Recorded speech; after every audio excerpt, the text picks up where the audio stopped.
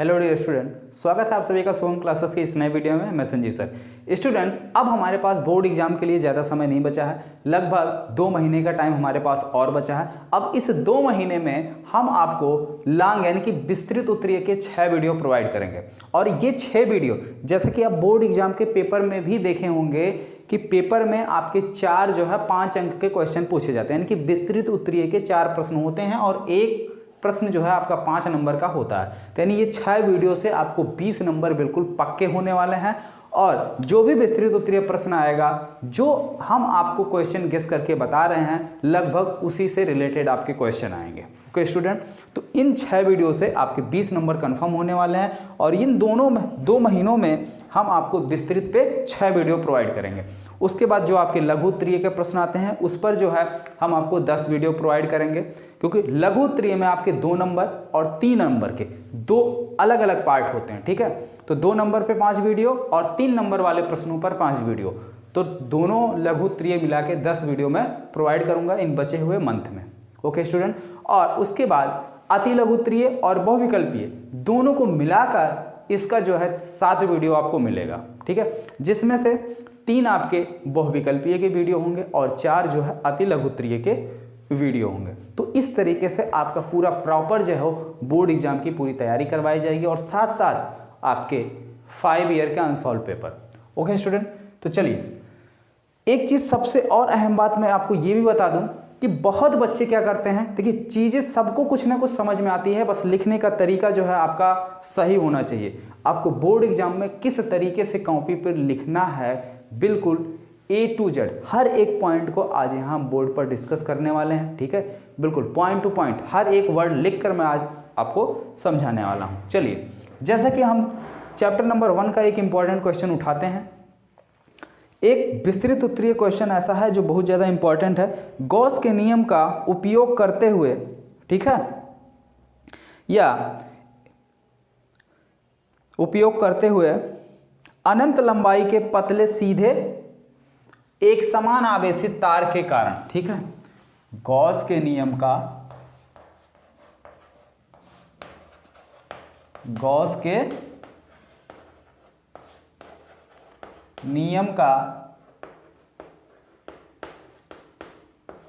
उपयोग करते हुए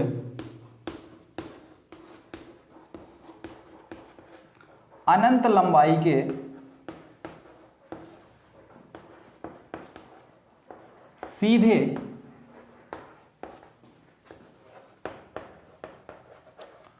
चालक तार के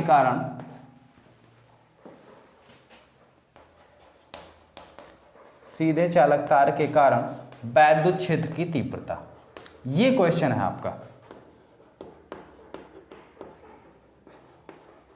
ठीक है, अब देखिए इसको हमें बोर्ड एग्जाम में किस तरीके से राइट करना है, बिल्कुल स्टेप टू स्टेप देखिए, कहीं पर भी आपका कुछ छूटने ना पाए। और वीडियो को भी आप स्किप मत कीजिएगा, वीडियो को लास्ट तक देखिएगा, क्योंकि बहुत इंपॉर्टेंट वीडियो है। ठीक है, अगर इसी तरीके से आप बोर्ड एग्जाम में लिखते हैं तो पूरा का पूरा नंबर आपको मिलेगा।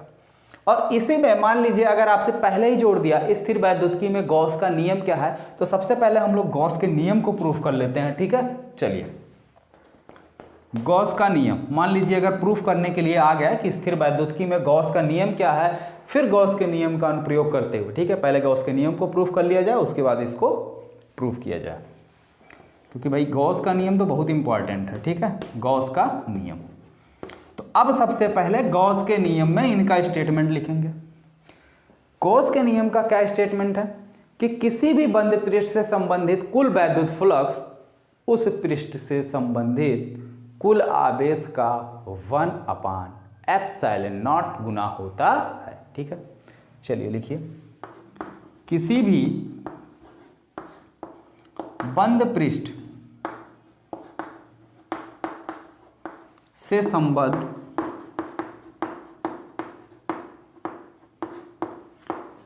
कुल चुंबकीय फ्लक्स कुल वैद्युत फ्लक्स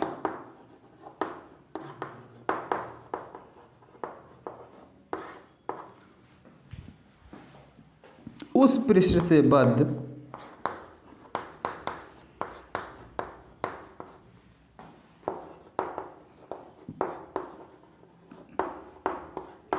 कुल आवेश का 1/ε0 गुना होता है। कुल आवेश का 1/ε0 गुना होता है। ठीक है, इतनी बात हो गई। ये गॉस के नियम का स्टेटमेंट है। अब इसका प्रूफ देखिए, यहां पे लिखेंगे प्रूफ, हेडिंग डालिए प्रूफ।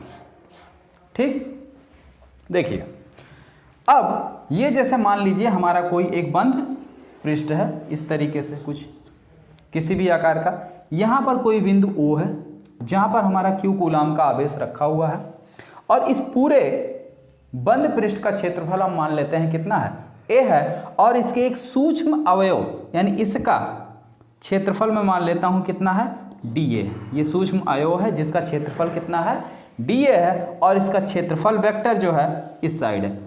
क्षेत्रफल वेक्टर क्या होता है, यानी कि n कैप, नॉर्मल जो है इसका इस साइड है। नॉर्मल का मतलब जैसे कोई भी क्षेत्र, कोई भी प्लेन है, जैसे ये है, अगर हम इसके क्षेत्रफल वेक्टर की बात करें यानी इसके नॉर्मल की बात करें तो इसके तल के बिल्कुल लंबवत, ये इसका तल है, इसके बिल्कुल ऐसे लंबवत। ठीक है, तो यहाँ पे ये एरिया DA एरिया देखिए यहाँ थोड़ा सा बेंड है, तो अगर इसके हम नॉर्मल की बात करें तो इस पर बिल्कुल 90 अंश का कोण बनाती हुई जो लाइन होगी वही हमारी क्या हो जाएगी, नॉर्मल वेक्टर बनेगी। ठीक है, क्लियर हो गया। अब इसको जो है यहां से मिला दो। ठीक, मिला दिया गया। यहां पे कोई पॉइंट P ले लेते हैं, इसकी दूरी मान लेते हैं यहां से कितनी है, स्मॉल r है, कितनी है, स्मॉल r है, दूरी कितनी है, स्मॉल r है। अब इस बिंदु पर वैद्युत क्षेत्र की तीव्रता इस साइड होगी। ठीक है, ये सफ़ेद वाली लाइन हो गई हमारी वैद्युत क्षेत्र की तीव्रता। तो वैद्युत क्षेत्र की तीव्रता और नॉर्मल के बीच में कितना एंगल बन रहा है, मान लेते हैं थीटा कोण बन रहा है। कितना कोण बन रहा है, थीटा कोण। ठीक है, अब ये फिगर जो है कंप्लीट है।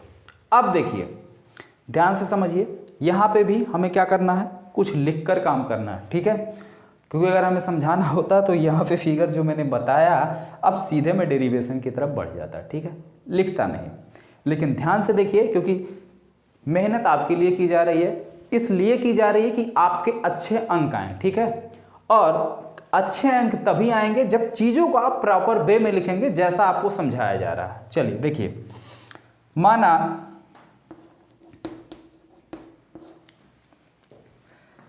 कोई पृष्ठ जिसका क्षेत्रफल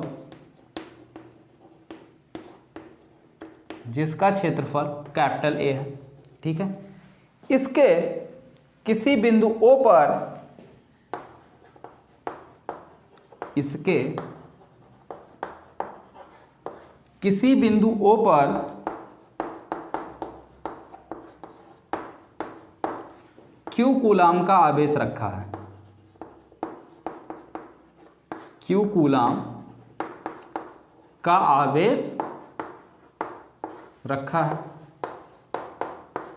ठीक है, अब जब Q कूलाम का आवेश रखा है तो इस आवेश के कारण क्या होगा, चारों ओर एक वैद्युत क्षेत्र उत्पन्न होगा। ठीक है, तो जब वैद्युत क्षेत्र होगा तो वैद्युत क्षेत्र का मतलब क्या होता है, वैद्युत क्षेत्र रेखाएं होंगी। अब जब वैद्युत क्षेत्र रेखाएं होंगी तो वो वैद्युत क्षेत्र रेखाएं इस पृष्ठ से बाहर निकलेंगी। ठीक है, अब वही जितनी संख्या में वैद्युत क्षेत्र रेखाएं बाहर निकलती हैं वही उसका क्या होता है, वैद्युत फ्लक्स होता है। लेकिन हमें इसको प्रूफ करना है कि कुल आवेश का 1/ε0 गुना होता है, यानी जो कुल गुजरने वाली वैद्युत फ्लक्स है यानी कि वैद्युत क्षेत्र रेखाएं हैं उसकी संख्या अगर हम φe माने तो ये होना चाहिए Q/ε0, यही आना चाहिए। ठीक है, स्टेटमेंट यही कह रहा है। यहां तक चीजें समझ में आ गई आपको। ठीक, मान लेते हैं और मानते हैं, माना बिंदु O से R दूरी पर, ठीक है, स्थित कोई पॉइंट P है। माना बिंदु O से R दूरी पर स्थित कोई पॉइंट P है, या कह सकते हैं R दूरी पर एक सूक्ष्म क्षेत्रफल dA है। ठीक है, एक सूक्ष्म क्षेत्रफल dA है।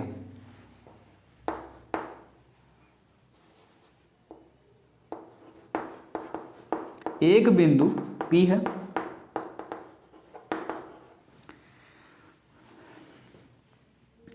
ठीक है। सूक्ष्म क्षेत्रफल dA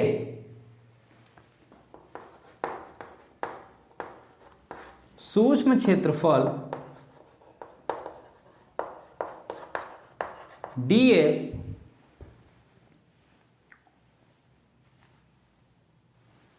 एक सेकंड रुक जाइए, बिंदु P मान लिए, यहां पे वैद्युत क्षेत्र की तीव्रता भी लिख लेते हैं, ठीक है, क्योंकि E लिखा हुआ उसको भी लिख लेते हैं, फिर सूक्ष्म क्षेत्रफल से निकालते हैं। तथा वैद्युत क्षेत्र E है, ठीक है। R दूरी पर स्थित कोई पॉइंट P है और वहां पे वैद्युत क्षेत्र कितना है, E है। अब इस सूक्ष्म क्षेत्रफल से गुजरने वाला वैद्युत फ्लक्स लिखिए, सूक्ष्म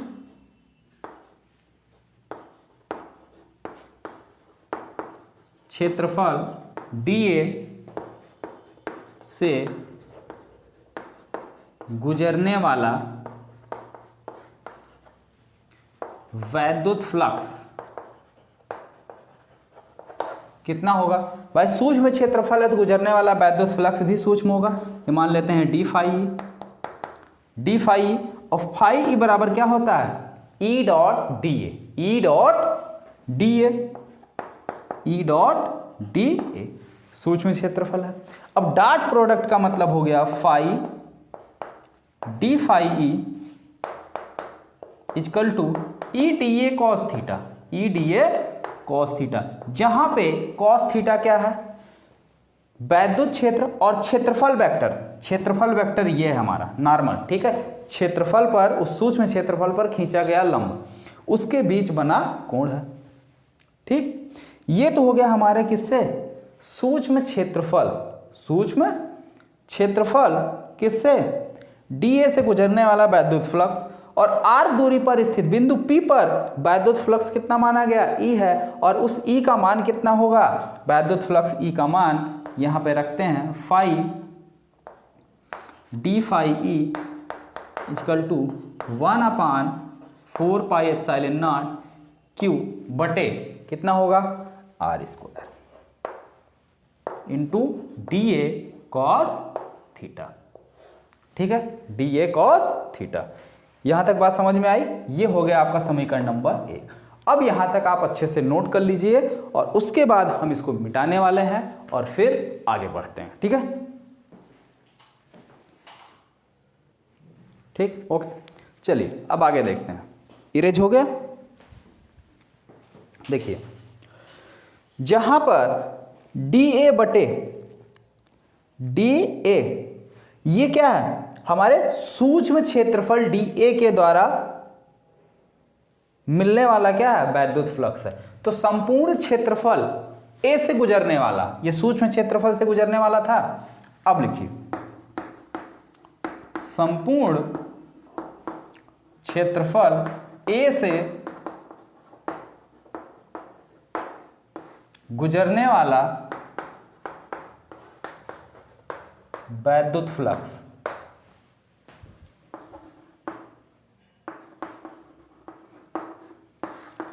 phi equal to integration of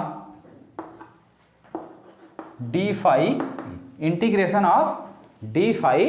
ई, ठीक है। वैल्यू रखो डी फाई ई की, integration of 1/4 pi epsilon not Q बटे R square into D A cos theta. अब जो चीजें आपका कांस्टेंट है उसको बाहर ले लो, जो चीजें आपकी बदलने वाली हैं उसको अंदर रहने दो। चार्ज का मान यानी कि आवेश का मान आपका नहीं बदलने वाला, 4 पाई अपान एप्सिलॉन नॉट कांस्टेंट है, वो वैल्यू बदलने वाली नहीं है।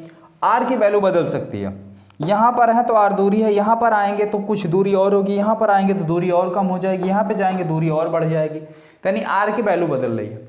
साथ ही साथ क्षेत्रफल भी हमारा बदल रहा है, डी ए से अब कितना हो रहा, पूरा क्षेत्रफल लिया जा रहा।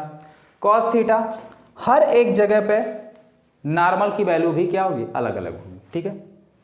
चलिए जो कांस्टेंट है बाहर निकालो, तो Q upon 4 pi epsilon not आपका कॉमन है, सॉरी कांस्टेंट है, बाहर निकाल लिएगा, इंटीग्रेशन अंदर बचा dA cos theta dA cos theta बटे आर स्क्वायर। ठीक है, अब dA cos थीटा बटे आर स्क्वायर क्या चीज है? dA cos थीटा बटे आर स्क्वायर ये है सूक्ष्म क्षेत्रफल, सूक्ष्म क्षेत्रफल dA द्वारा केंद्र पर बना घनकोण है, केंद्र पर बना घनकोण है। ठीक है, घनकोण है। तो अब सूक्ष्म अवयव है तो सूक्ष्म अवयव द्वारा केंद्र पर बना कोण भी सूक्ष्म होगा। मान लेते हैं कितना है? d omega. यानी यहां पे ये जो घनकोण बन रहा है वो कितना है? d omega. अब ये घनकोण क्या होता है? हाँ, बात आई ना, घनकोण होता क्या? घनकोण जो है, जैसे आप छाता देखे हुए, छाता, छाते की हर एक तीली, ठीक है, को उसकी डंडी से क्या करो? मिला दो, और डंडी को मिलाने के बाद वहां पे जो कोण बनेगा वही घनकोण है। या आप कोन वाली आइसक्रीम खाए हैं? कोन वाली आइसक्रीम खाए हैं ना? तो कोन वाली आइसक्रीम वहां पे जो बनता है एकदम नीचे कोन पर, वही आपका घनकोण है। रुकिए मैं आपको बना के दिखाता हूं। ठीक है, ऐसे नहीं समझ में आ रहा होगा ना, रुको एक सेकेंड, मैं आपको बना के दिखाता हूं।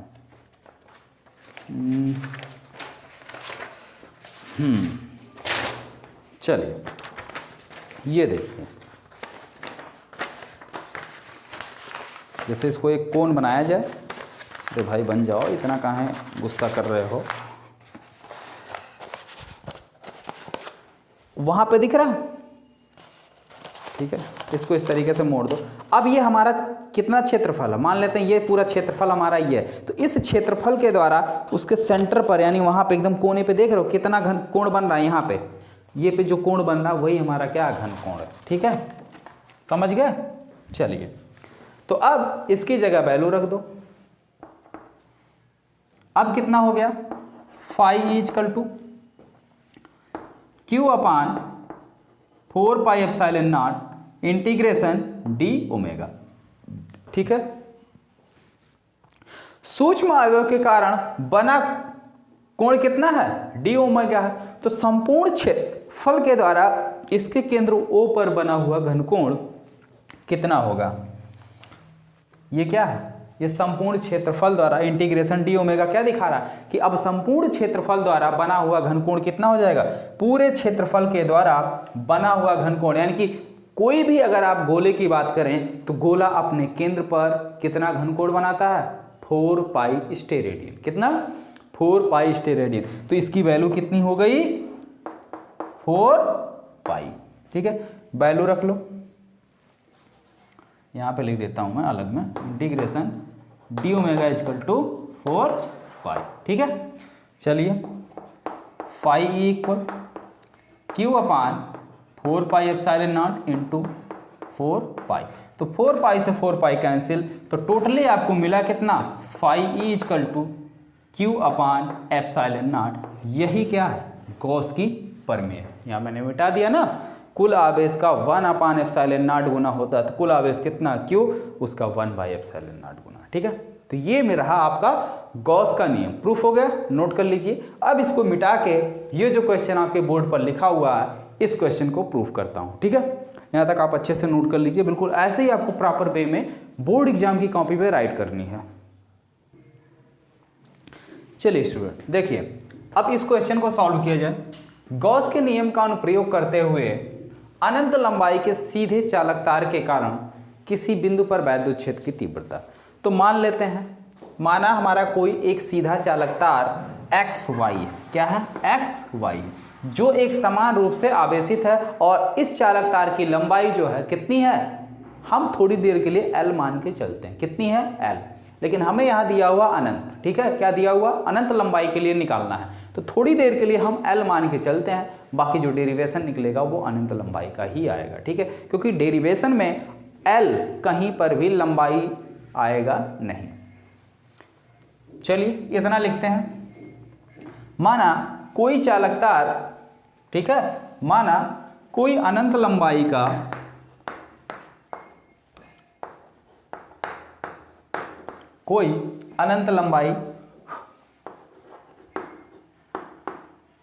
या अभी L लंबाई का मान लो आप, L लंबाई का चालक तार X Y है, जो एक समान रूप से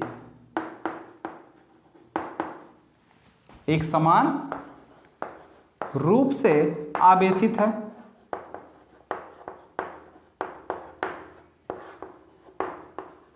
एक समान रूप से आवेशित है, ठीक है, जिससे r दूरी पर हमें किसी बिंदु पर वैद्युत क्षेत्र की तीव्रता निकालनी है। जिससे r दूरी पर स्थित किसी बिंदु P पर वैद्युत क्षेत्र की तीव्रता ज्ञात करनी है, ठीक है। ये तो हो गया जो हमें करना है। अब कुछ और चीजें मान लेते हैं। माना तार का, जो तार हमने लिया रेखीय आवेश घनत्व,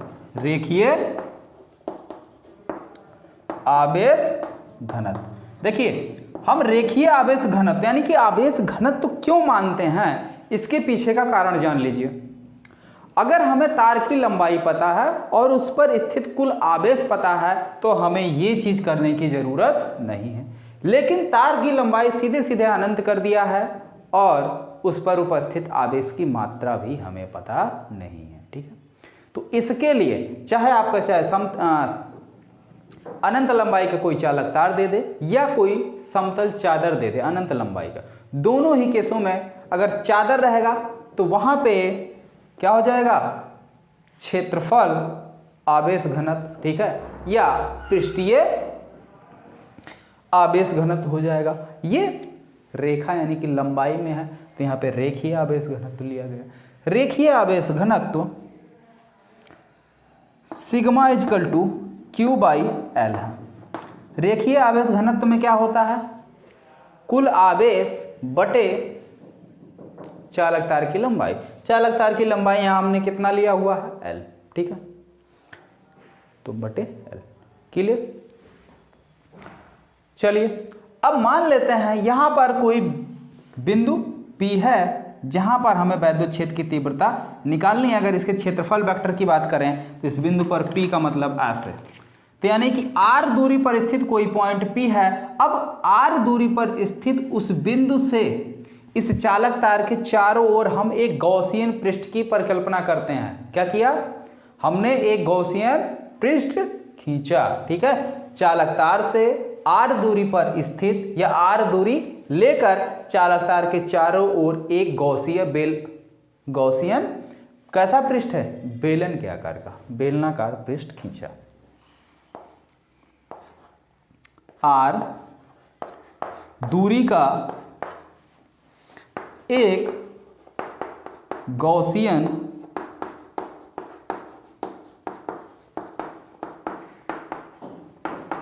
बेलनाकार पृष्ठ खींचा, ठीक है, पृष्ठ खींचा। अब इस गॉसियन बेलनाकार पृष्ठ के अराउंड ही हमें क्या करना है, वैद्युत फ्लक्स निकालना है। तो अब लिखिए यहां पे गॉसियन पृष्ठ से संबंधित कुल वैद्युत फ्लक्स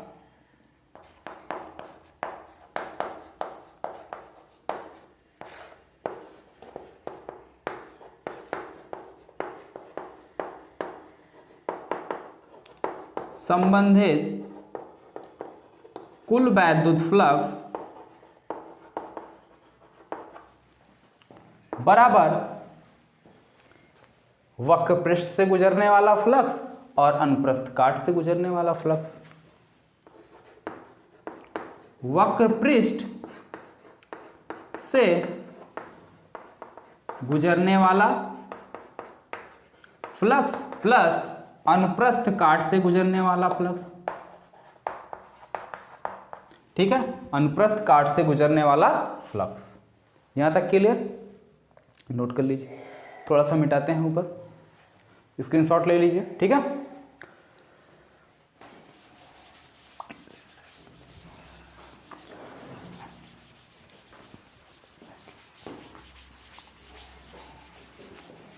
चलिए आगे देखते हैं। भाई देखिए, हमको गाना वाना तो आता नहीं तो मिटाते समय थोड़ा बहुत गुनगुना लेते। हाँ, हमको गाना वाना तो आता नहीं तो भाई मिटाते समय थोड़ा बहुत गुनगुना लेते हैं हम भी, जैसे और चैनलों पर लोग गुनगुनाते हैं। चलिए यहाँ तक हो गया। प्लस अनुप्रस्थ काट का क्षेत्रफल। अब देखिए यहाँ पर हम एक इस पृष्ठ से गुजरने वाला फ्लक्स हम मान लेते हैं फाई E1 और इससे मान लेते हैं फाई E2। ठीक है, तो कुल वैद्युत फ्लक्स फाई बराबर क्या हो जाएगा? फाई E बराबर phi E1 plus phi E2। Phi E1 phi E2। यहां पे जो हम क्षेत्रफल वेक्टर ले रहे हैं, अब इस चालक तार से r दूरी पर स्थित एक चीज और लिखेंगे। चालक तार से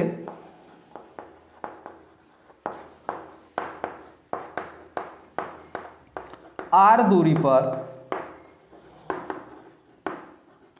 स्थित वैद्युत क्षेत्र की तीव्रता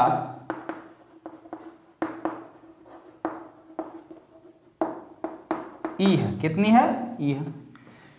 चूंकि चालक तार एक समान रूप से आवेशित है, अतः चालक तार से हर एक पॉइंट पर यानी कि r दूरी पर स्थित हर एक जगह पर वैद्युत क्षेत्र की तीव्रता समान होगी। यहां पे लिखिए, चूंकि चालक तार एक समान रूप से आवेशित है, अतः तार से r दूरी पर स्थित हर जगह वैद्युत क्षेत्र की तीव्रता E समान होगी, समान होगी।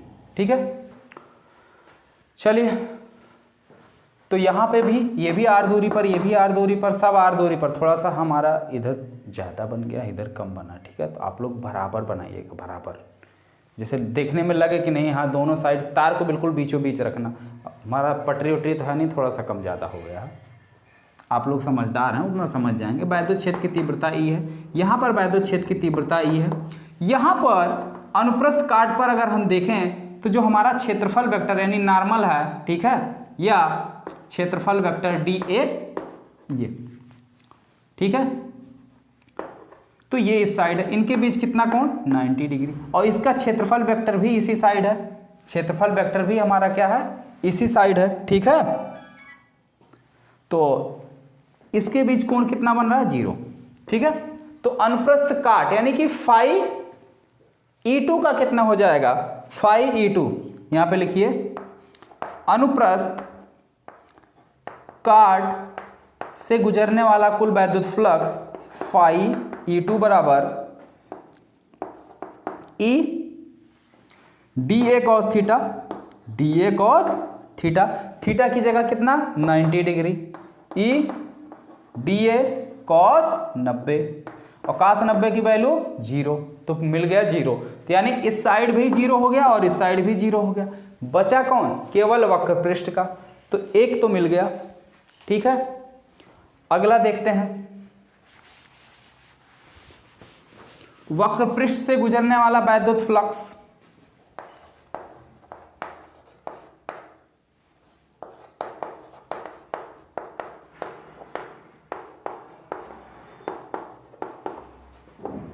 वक्र पृष्ठ से गुजरने वाला वैद्युत फ्लक्स कितना हो जाएगा? फाई E1 है, E D A cos theta, cos theta की जगह क्या रखेंगे ई ए। अब डी ए क्या ले रहे हैं, सीधे सीधे ए ले लेते हैं, ठीक है।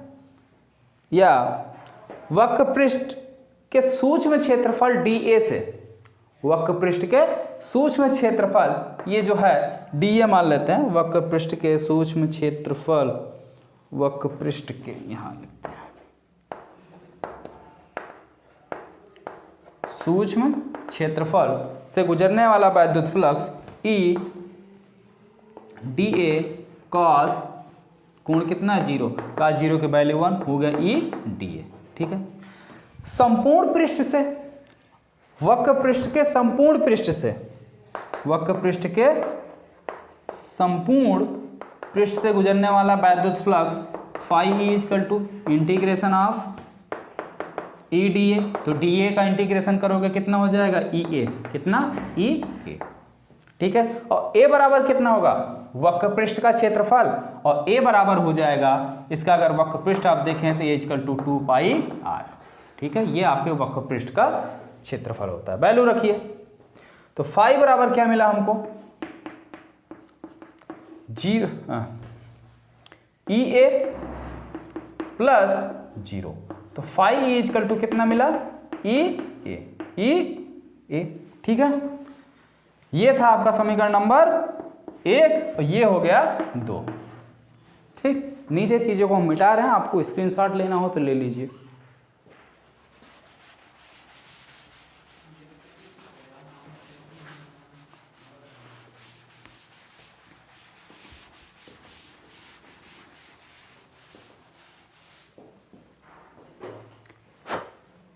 ठीक, चलिए गॉस की प्रमेय के अनुसार, या ए की वैल्यू रख लो, फाई ई इक्वल टू कितना हो गया ई इंटू 2 पाई आर, ठीक है, 2 पाई आर। इसको बना लो समीकरण नंबर 2। गॉस की प्रमेय के अनुसार या गॉस की प्रमेय से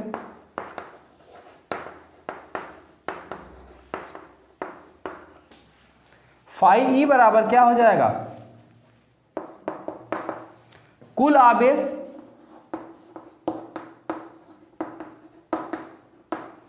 बटे एप्सिलॉन नॉट, ठीक है। कुल आवेश का मतलब क्या हो जाएगा, कुल आवेश कितना है, कुल आवेश बराबर क्या होगा आवेश घनत्व, आवेश घनत्व गुणे चालक तार की लंबाई,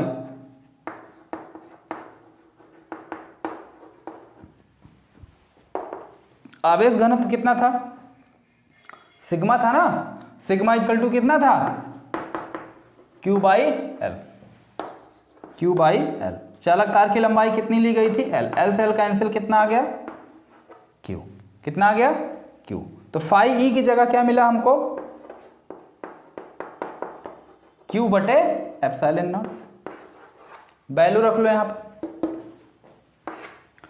तो Q बटे epsilon not equal to E into 2 pi R, ठीक है। तो E बराबर कितना हो जाएगा 1/2 पाई, 1/2 पाई, क्योंकि 2 पाई से इधर गुणा इधर आएगा भाग हो जाएगा, ठीक है। Q बटे आर, Q बटे आर, आर को हम Q के नीचे कर दिए। तो ये है हमारा एक समान रूप से आवेशित, एक समान रूप से आवेशित अनंत लंबाई के चालक तार के द्वारा, अनंत लंबाई के चालक तार के द्वारा r दूरी पर स्थित किसी भी बिंदु पर वैद्युत क्षेत्र की तीव्रता। दूसरी बात, एक और फार्मूला आपका जनरेट हो जाएगा यहां से। अगर हमें आवेश घनत्व पता है तब क्या करेंगे, आवेश घनत्व, आवेश घनत्व कितना है सिग्मा मान लेते हैं, कितना है सिग्मा, चालक तार की लंबाई कितनी है L, तब Q बराबर कितना हो जाएगा सिग्मा इंटू L, एक नया formula 1/2 pi epsilon not sigma L बटे R, ठीक है।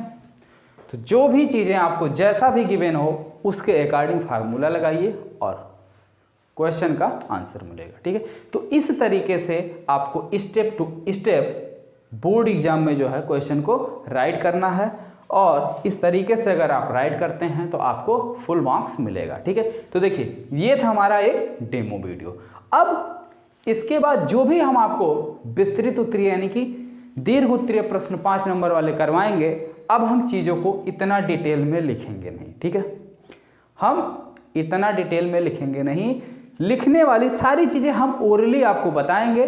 ठीक है, आप लोग कॉपी पेन लेके बिल्कुल तैयार रहिएगा, चीज़ें पूरी समझाऊंगा और लिखने वाली जो टॉपिक है उसको मैं बोल दूंगा ओरली। ठीक है, और बाकी जो समझाने वाली चीज़ें हैं वो सब कुछ मैं बोर्ड पर राइट करूंगा। ठीक है, तो कल से यानी कि नेक्स्ट वीडियो में अब आपको कम से कम 4 क्वेश्चन एक साथ देखने को मिलेंगे। आज की वीडियो में सिर्फ एक ही क्वेश्चन हमने आपको बताया बिल्कुल प्रॉपर वे में कि कैसे आपको बोर्ड एग्जाम में लिखना है। ओके स्टूडेंट, तो इसके लिए आप वीडियो को लाइक कर दीजिए और अगर आप चैनल पर नए हैं तो चैनल को सब्सक्राइब कर लीजिए और साथ ही बेल आइकन का बटन भी दबा लीजिए कुछ इस तरीके से।